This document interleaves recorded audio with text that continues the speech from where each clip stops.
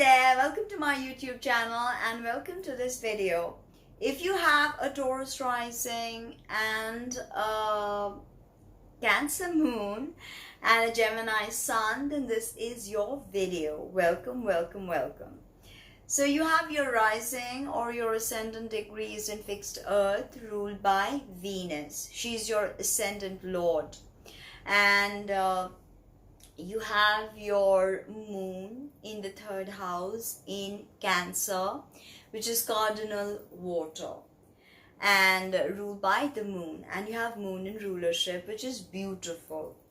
And you have a second house sun, which is very powerful sun in the domain of Mercury, and sun and Mercury are friends. So they always travel together mostly. So you have a powerful sun in Gemini, which is mutable air. And as I said, ruled by Mercury. So this makes you a skilled communicator.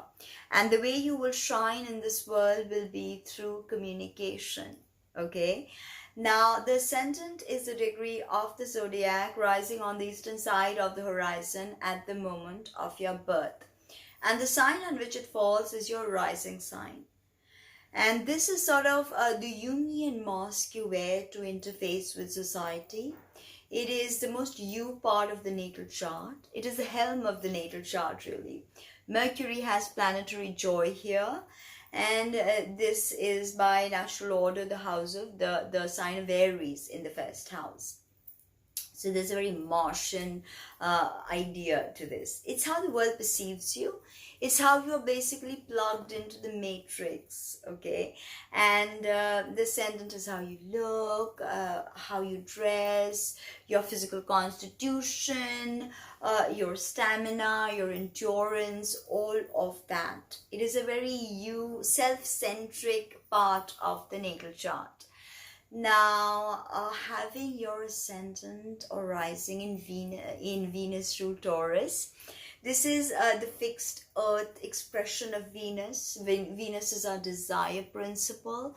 So everything that is fixed and earthy, that is the material world, is where you find a lot of safety and security. Like Taurus rules banking, finances, art, agriculture. Taurus also rules the physical body and vegetation. Okay, so you are connected to all of that, and you have this deep connection to food, maybe even growing food.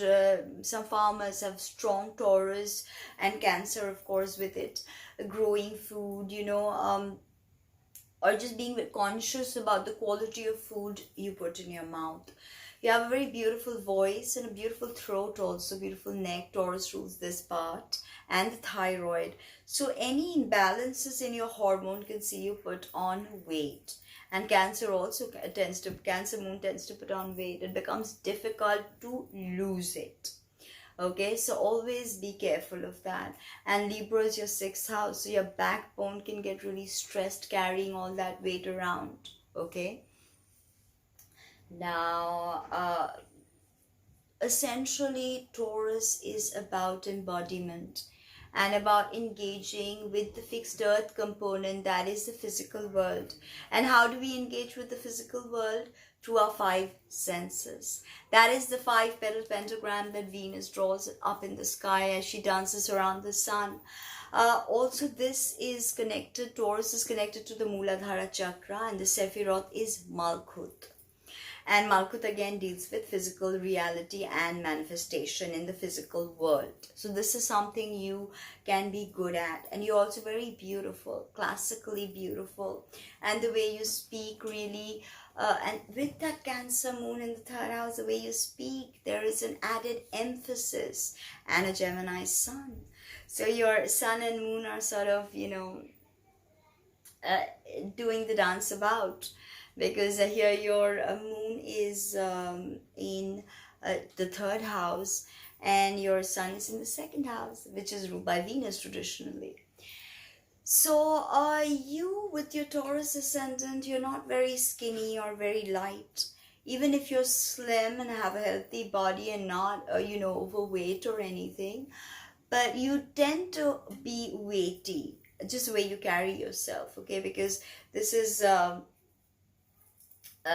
builder, and you know, if you've seen builders around, people who build things, they have these huge egos about them. Taurus, the glyph of the bull tells you you have endurance, you're great at hard work, but you can get angry and you can be very, very stubborn, selfish, controlling. Like, these are the negative vibrations of Taurus. You know, eating because you're anxious, you're depressed. You love to give gifts. You love to cook for people, feed them. You love to receive gifts too. And you love to rescue rootless people and make them root. This is something you love.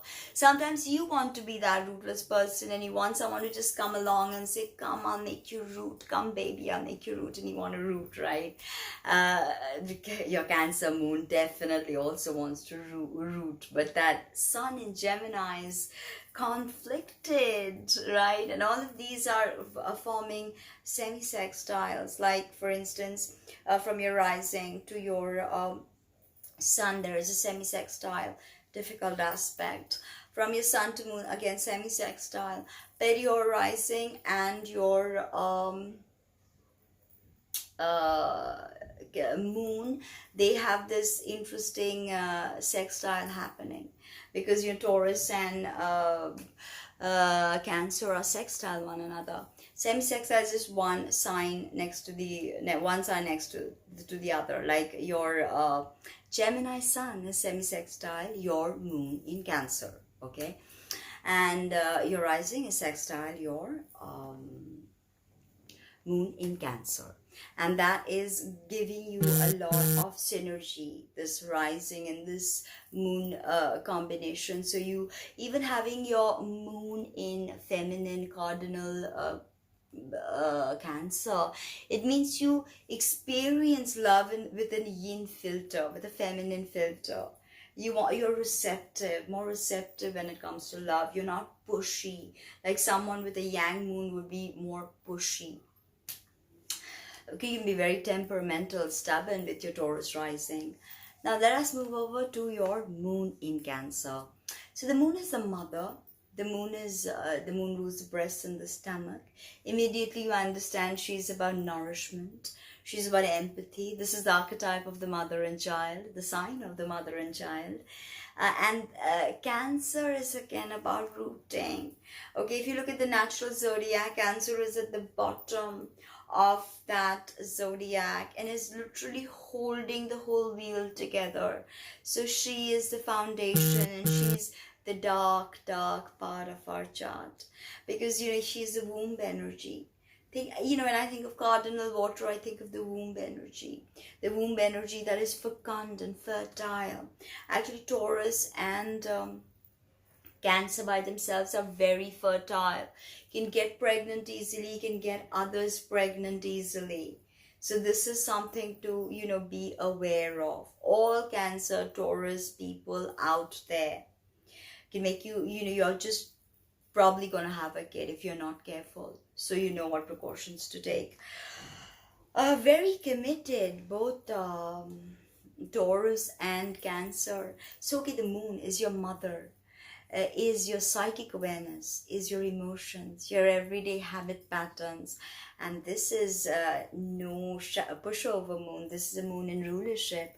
Although she is in the third house, which is not such a powerful angular house, so she doesn't have her, she's not such a forceful planet in your natal chart.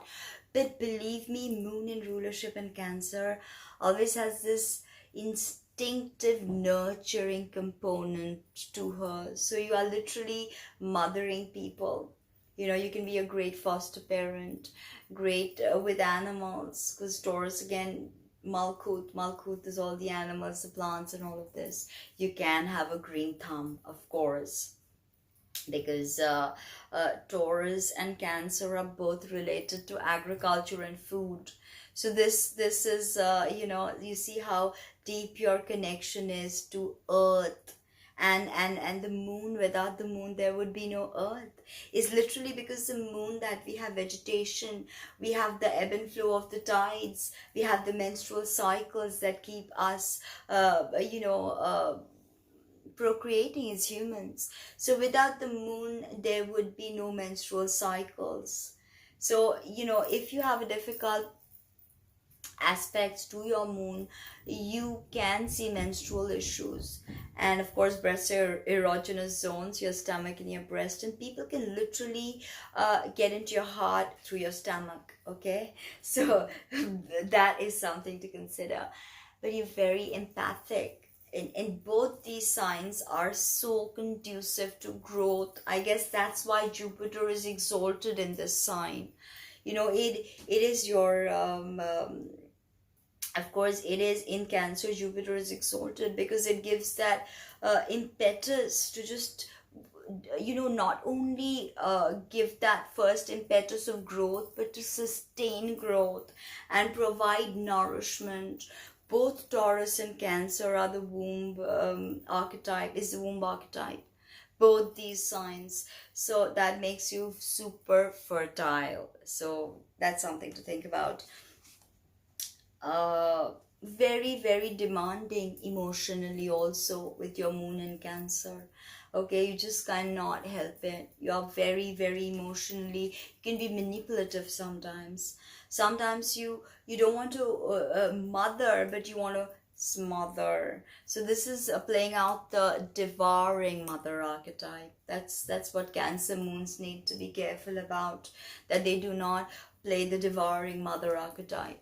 Now, moving on to your sun, which is well placed in, if you have a Gemini sun.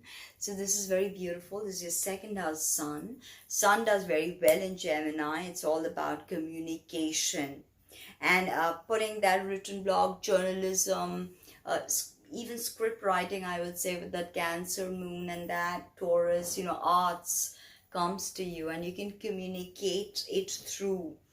Although it's a third house and it's the bottom of your zodiac, so success is not really easy through the sun, but it's Gemini, so it's not a bad placement. It's about how you take those words and how you put them out, because this is very much about you shining. Wherever the sun sits, he brings illumination and radiance and vibrance. So for you, this is income, resources. So you're literally very good with money, because when you think about a Gemini sun, you think of someone who's good with money. You have the Taurus rising that deals with, of course, finance and banking. But a drop in this sun, a second house sun in Gemini, this person understands money, playing the money market, because Mercury is the stock market. You could be good with stocks, because now money is no more gold or coins. It's ones and zeros on your computer. It's a binary system. So that is what your sun in Gemini understands money, but is very distracted. Can take in a lot of information. Also, moon in the third can take in tons of information. Sun in Gemini can take in tons of information. Okay, you can learn things very quickly. Now, having this Gemini sun semi-sextile your moon in Cancer, it means there was some sort of friction between your mother and father, because the sun is the father. The sun is how we shine, how we are as leaders, the healthy sense of I am. Okay, and now sun in Gemini is definitely your father was very good at communications. Father may have even understood money. Gemini wants to communicate, Cancer and Taurus wants to root and build, and Cancer wants to nourish. So how do you achieve this? How do you put out all this information, and how do you do your job as a nourisher of the world? Drop me a comment below. Like, subscribe, share, means the world. Thank you.